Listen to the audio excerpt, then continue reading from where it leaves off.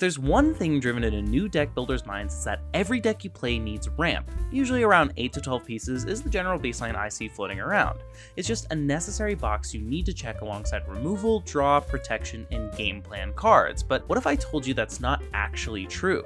Ramp is an incredibly powerful tool in Commander when it's a core part of your game plan, but too often I see ramp just thrown into a deck haphazardly and with no real purpose other than mana good. Today we're going to go over how to determine what the purpose of ramp in your deck is, when you shouldn't be running ramp in your decks, and what you should run instead. We're also going to talk about how you can cheat and do both at the same time, so let's get into it. But wait, this video is brought to you by Void Monster.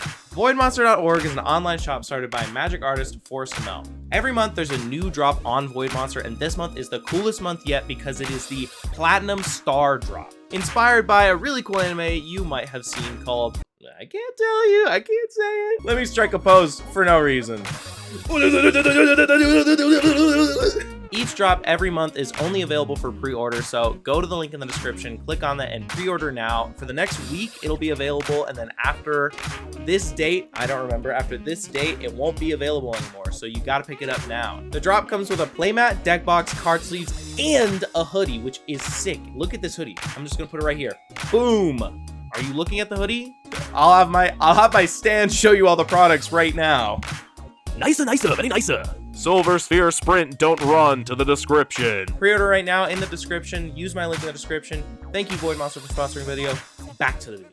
To start, let's diagnose what the function of ramp is. Ramp at its core is just meant to give you more mana, obviously. Traditional ramp pieces that tutor a basic to play or tap for 1 mana of any color will eventually land you a turn or two ahead of everyone else, and the spicy thing about ramp is that it effectively refunds its own mana cost if you use it enough times. Once you have your ramp online, you're able to cast bigger and thus more powerful spells, which just further solidifies your lead. For the sake of this video, I'm going to mainly be talking about stable ramp that lasts for several turns, not ritual type effects. Fast mana is a whole other can of worms that I might get into another time. For our purposes though, a well-planned ramp strategy usually looks to ramp early and fast with more mana-hungry plays to take advantage of their newfound edge, whether that's a barrage of expensive haymakers or other mana sinks like activated abilities. So what could possibly be wrong with a self-refunding accelerant? Well, the mana cost is virtually inconsequential and you ultimately settle with more resources than your opponents, you have to sacrifice your early turns to get there. When you choose to spend a turn ramping, you leave yourself wide open to the faster building battlefields on your opponent's sides. You also lose out on other valuable setup your strategy could need. +1 counter decks, token decks, aggro decks, and many other archetypes will often require you to lead with some early bangers to help snowball your board state ahead of your developing opponents. Ramp aims to do the same, but extra mana doesn't mean much if you leave yourself wide open too long. In Arabella, for example, playing an Arcane Signet or Worn Power Stone on curve as opposed to Arabella or Adelny can have a devastating impact on your early tempo, even if they net you mana down the line. Even green decks, which are obviously infamous for their ramping capabilities, can often get carried away. Cards like Cultivate, Farseek, and Birds of Paradise are staples for a reason.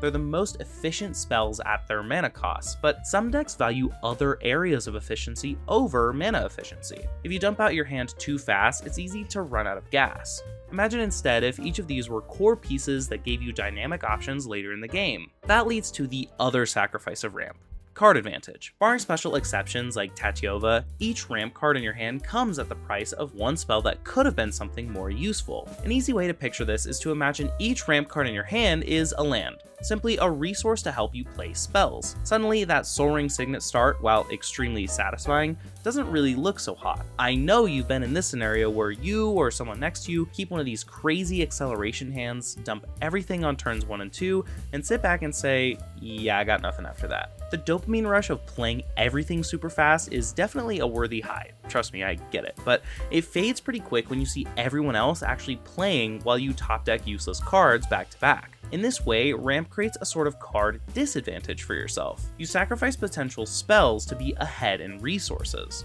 Okay, we've covered the pros and cons, so when should you take ramp out of your deck? Well, that might actually be the wrong question. In my opinion, and this might be a hot take, ramp should actually not be included as part of your core deck building blueprint. Of course, Soul Ring is always a good include, but other than that, when you lean on ramp, you unknowingly handicap your deck's synergistic potential. By curbing your early plays, you give yourself less options for dynamic maneuvering later down the line. Even though ramp isn't a good default for every deck, it can be extremely powerful if you build around it, so let's ask the right question. When should you put ramp in your decks? Ramp is generally a good idea when you have access to consistent card draw or mana sinks, your strategy directly synergizes with ramp, or if your commander is so integral to your deck functioning that you need to get them out as soon as possible. But this is actually a lot less common than people think. Let's play a game real quick. I'll give you a commander and you tell me whether you want to ramp them out fast or you can wait to play them on curve. I'll give an explanation on screen for each just so we can move along faster. Feel free to pause and really think about it. Let me know what you score in the comments, or by all means tell me how I'm wrong. While you're down there, remember to hit the like and subscribe buttons and share this with the dirty ramp player in your pod. Okay, let's start easy. Adrix and Nev twin casters. I'll give you a few seconds, you tell me whether you should ramp them out fast or play them on curve.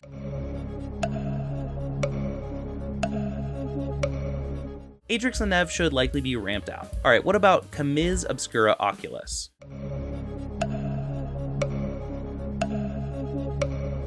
I'd say they should not be ramped. What about Winter Misanthropic Guide?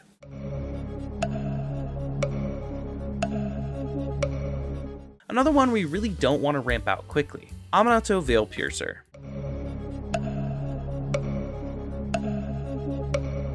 I'd say we want to get her out as soon as possible. Adriana, Captain of the Guard.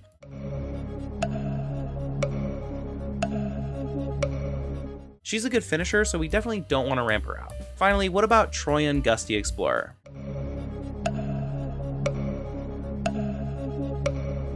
Since this guy's green and we have access to 1-mana dorks, we should try getting him out on turn 2 if we can. I hope these explanations helped out. So if you have a commander that actually doesn't need ramp, here's what you should play instead. Think about the turns leading up to when you play your commander. If it costs 5, what can you play on turns 1, 2, 3, and 4 to set yourself up for success when they come in? I recently built a Tocasia list that does just this.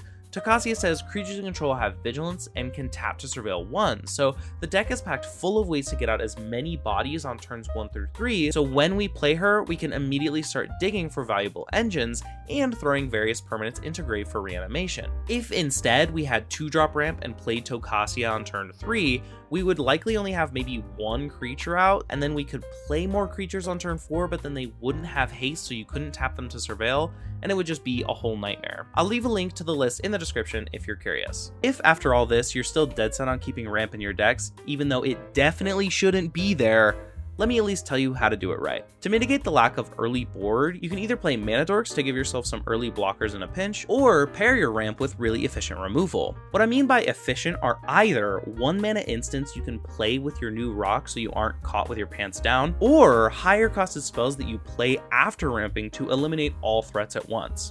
Board wipes are obviously the best way to go here, but other spells like Aether Gale and Hex that snipe the scariest threats get the job done just as well. I would stay away from the 2 and 3 drop single target stuff since it's almost always not going to be fast enough to compensate for your lacking battlefield. But the most important advice I can give you if you really want to keep ramping is to tailor your ramp to your specific strategy. Don't just throw in whatever's easiest. Actually take the time to search O-tag ramp and whatever other tags fit well with the rest of your deck and actively choose to weave some connective tissue. At the very least, think about where your ramp fits into your curve and choose the best place you can throw in a mana rock without tripping over yourself. If you want to talk more about ramp or deck building in general, join our Discord linked below, where you can play against me on Tabletop Simulator nearly every week. Shout out to Brumple, Kirk, Alice, Presto, Gerben, Trev, Lear, and all the wonderful folks there. If you want to support us and get a deck reviewed on stream, join our Patreon linked below. Thanks for watching, I'll see you next time. You have anything you want to say about the Platinum Star Drop? Go ahead.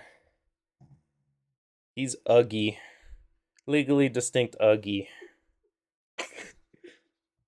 Go! Right now, go click the link! The link below! What should they do? What should they do?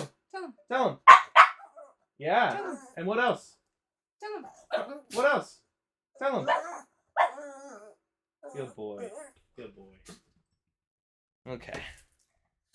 Yeah, so check it out.